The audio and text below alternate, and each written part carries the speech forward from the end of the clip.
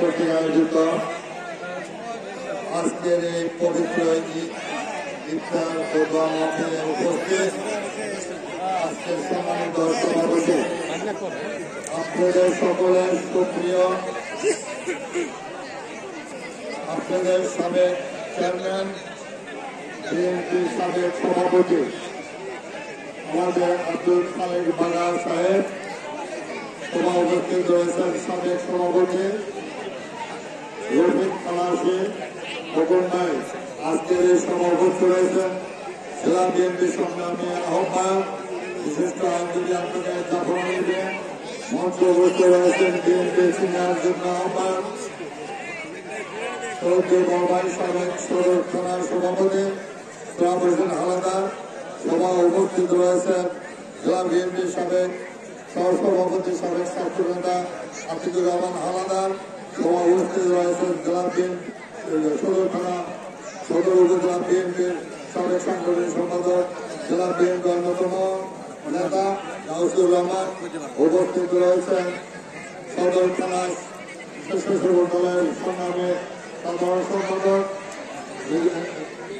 রিয়াজ তালুকদার, আমাদের বিশিষ্ট আইনজীবী মোশাররফ ভাই, আমাদের বিশিষ্ট আইনজীবী মহিতুল, আমাদের রয়েছেন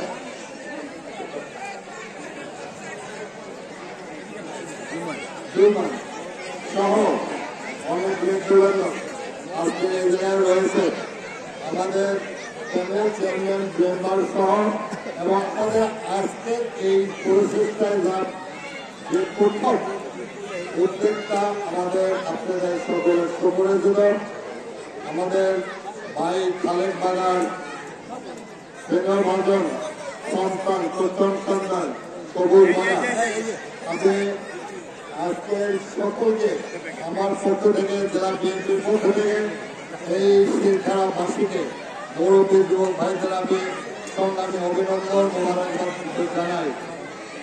আমরা আজকে মুসলমানের একটি পবিত্র মাস আল্লাহ তাআলা দিয়েছেন আমাদের পাপ মুক্ত করার জন্য।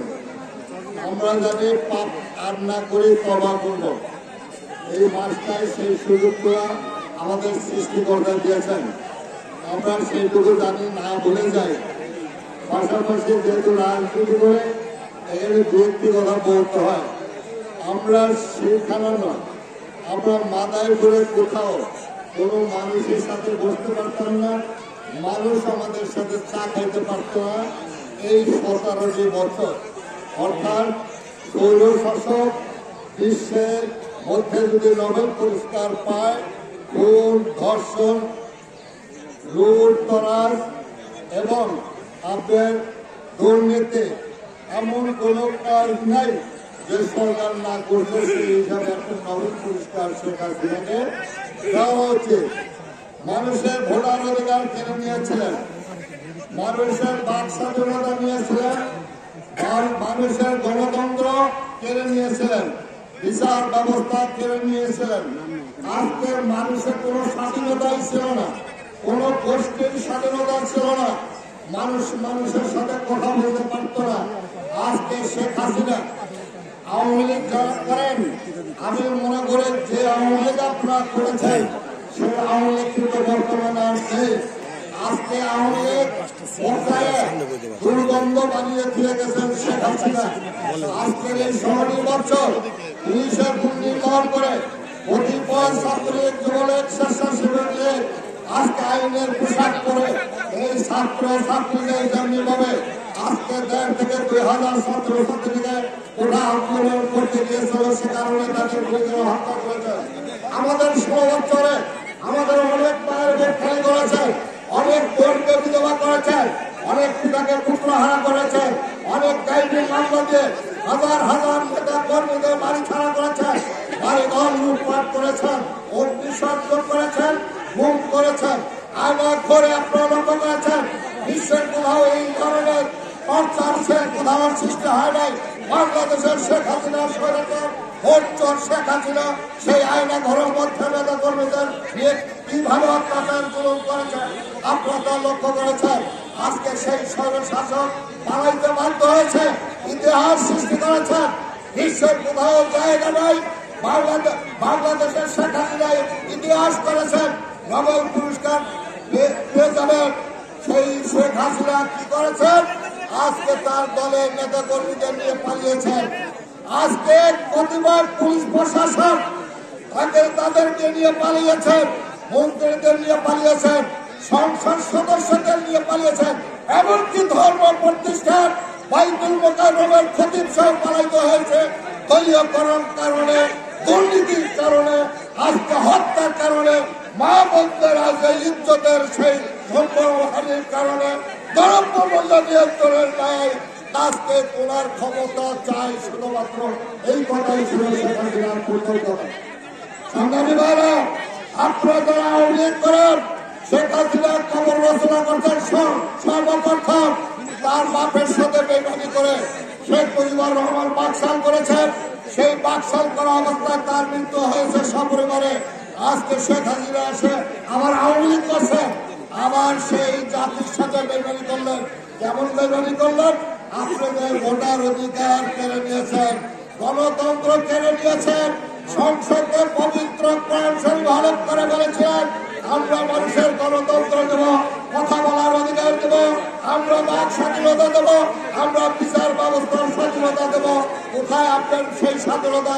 মুক্তিযোদ্ধার চেতনার কথা বলে আজকে মুক্তিযোদ্ধাদের আজকে ভণ্ডামি করে এই ছাত্র ছাত্রীদের কাছে অদা করে আইন করে তাদের সেই মেধা তালিকায় মুক্তিযোদ্ধার কোঠা বাতিল করে দিয়েছেন।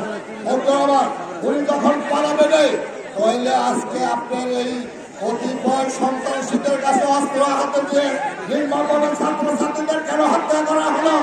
আজকে যদি পালাবে নেই তাহলে কেন আপনি আমাদের উপরে গুলি চালালেন? কেন আমাদের মিথ্যা গায়ে মামলা দিলেন? আজকে সেই সন্ত্রাসীরা আজকে জেলখানা করছে।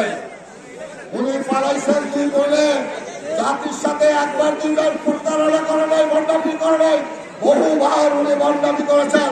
আওয়ামী লীগ যারা করে আসছেন, আওয়ামী লীগ রাষ্ট্রীয় ক্ষমতায় কোনোদিন ভোটের মাধ্যমে আসতে পারে নাই, ভোট চুরি করে আসতে হয়েছে।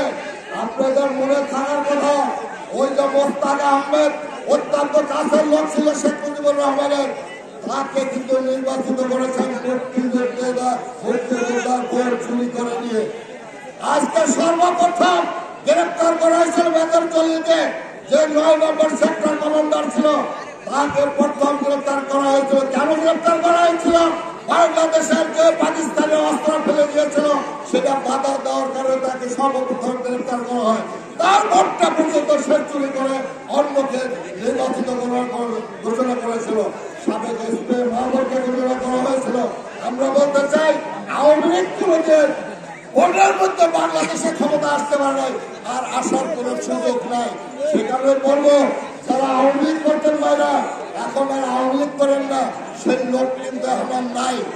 আজকে আওয়ামী লীগের যা প্রতিষ্ঠাতা রয়েছে, আজকে আওয়ামী লীগের মধ্যে তাদের বাদ পায়, তারা আজকে ঘরে দরজা দিয়ে ঘুমায়, আজকে তাদের মূল্যায়ন নাই। আজকে যারা ছাত্রলীগ সাবেক ছিলেন তারাও কিন্তু আওয়ামী লীগ করতে পারেন নাই। সেখানে অনুরোধ করবো আজকে আমাদের বেগম খালেদা জিয়া আপোষ করেন নাই, দেশ ছাড়েন নাই, পার্টির সাথে বেইমানি করেন নাই, বাংলাদেশের মানুষের সাথে ঘাতকতা করে নাই।